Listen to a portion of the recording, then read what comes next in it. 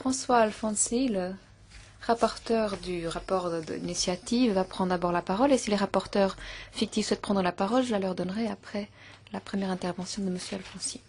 Merci, Madame la Présidente.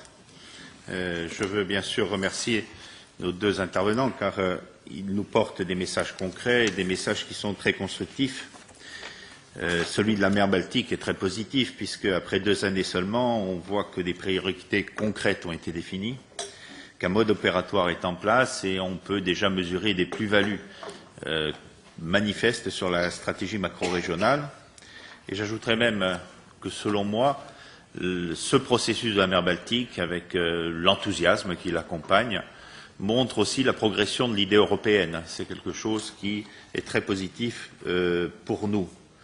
L'exposé sur la Méditerranée donne aussi un message d'espoir et de mobilisation.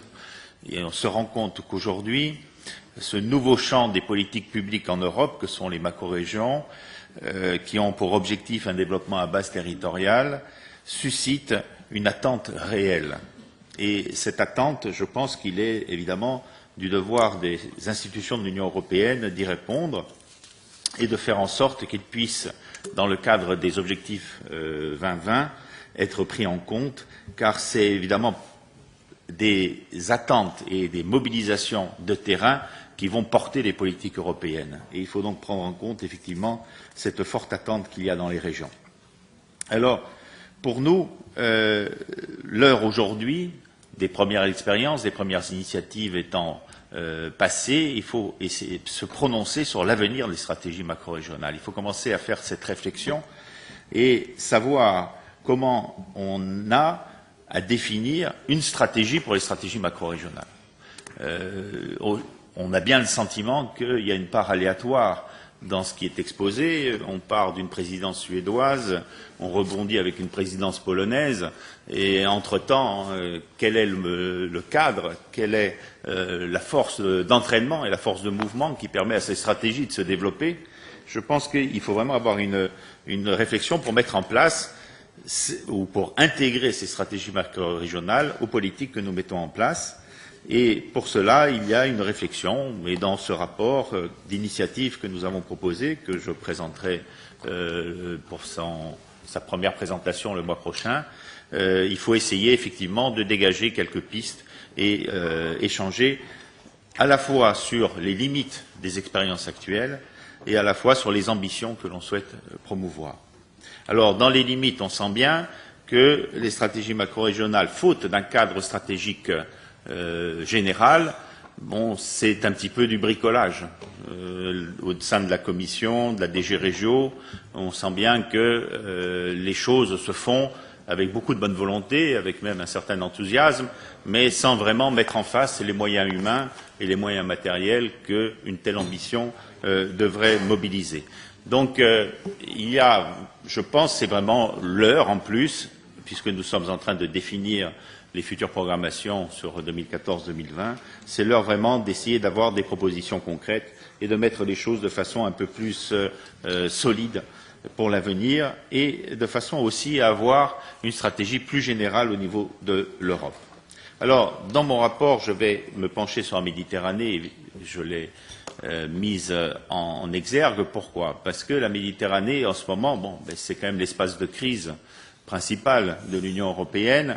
Nous dégageons en Méditerranée, nous lançons vis-à-vis de la Méditerranée des messages qui sont difficiles, à la fois de solidarité, puisque la crise grecque mobilise le tour de table de l'ensemble des pays de la zone euro, et que cette solidarité est là, elle est présente, mais en même temps des messages extrêmement sévères de purge budgétaire et de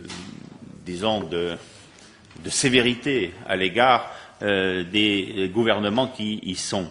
Je pense qu'il faut aussi, en même temps, si on veut être entendu et si on veut que l'idée européenne redémarre fortement, il faut être aussi capable de lancer des messages qui soient des messages constructifs.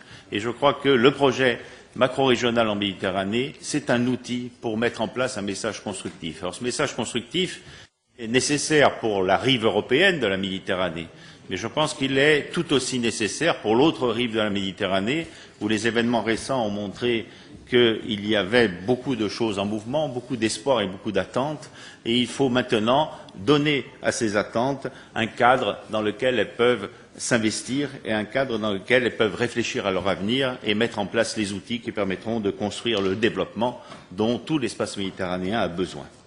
Alors je vais ce premier débat terminer en disant la Méditerranée, c'est un tout. C'est un tout qui est lié par une notion que tout le monde connaît, qui est le climat méditerranéen. Quand on a parlé du climat méditerranéen, on a déjà exprimé que nous avons les mêmes productions agricoles d'est en ouest et du nord au sud, que nous avons les mêmes problématiques environnementales, commencer par les incendies. Je vois notre ami Sard et malheureusement nous savons trop de quoi il s'agit. Et donc il y a un tout dans l'ensemble méditerranéen, sans parler bien sûr des liens historiques et culturels qui font du bassin méditerranéen le premier bassin de vie de l'Europe historiquement. Mais à côté de ça, il y a aussi une très grande surface et une très grande distance d'est en ouest et des démarches telles que la démarche de la Méditerranée orientale, lancée autour d'une logique adriatico-ionienne, sont évidemment ont nécessairement leur propre problématique aussi. Alors il faut donc, je pense, que ces stratégies macro-régionales soient bien sûr des initiatives à la base, mais qu'elles soient aussi réfléchies dans leur globalité. Et le Parlement européen doit lancer la réflexion, mais je pense que la Commission également.